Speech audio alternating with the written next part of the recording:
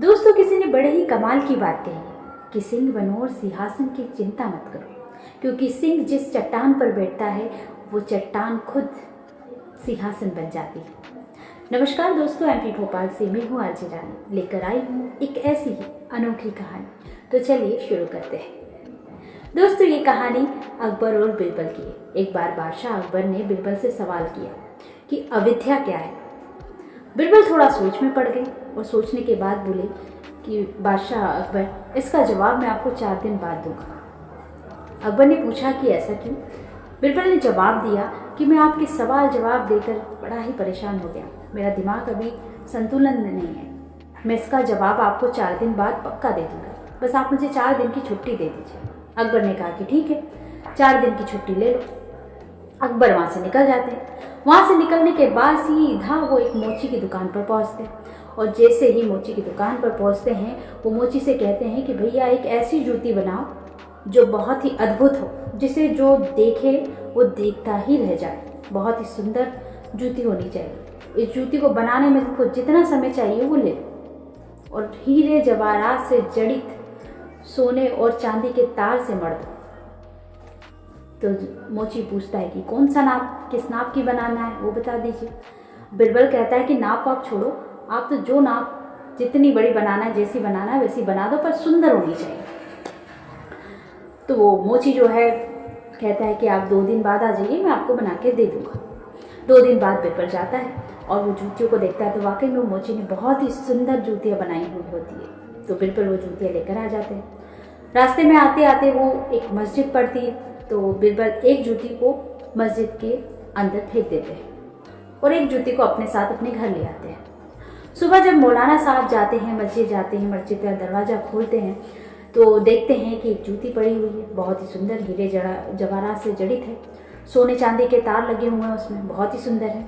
तो वो देखकर एकदम आश्चर्यचकित हो जाते हैं कि इतनी सुंदर जूतियाँ, इतनी अद्भुत जूतियाँ किसी इंसान की तो नहीं हो सकती। तो वो सोचने लगते हैं कि ये तो अल्लाह की जूती है, ज़रूर अल्लाह आए होंगे रात को और वो एक अपनी जूती छोड़ गए यहाँ पर।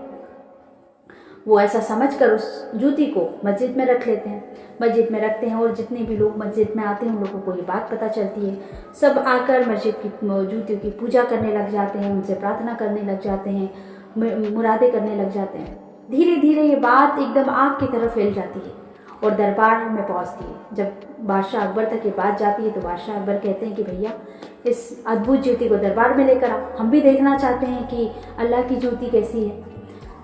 तो वो मौलाना साहब जाते हैं और दरबार में जाकर बादशाह अकबर को जूती दिखाते हैं। जब बादशाह अकबर वो जूती को देखते हैं तो आश्चर्यचकित हो जाते हैं। वो भी देखते हैं तो कहते हैं कि वाह, कितनी सुंदर जूती है और हीरे जवाहरात से जड़ित है, ये तो अवश्य सच में ये अल्लाह की ही जूती है, वही आए होंगे।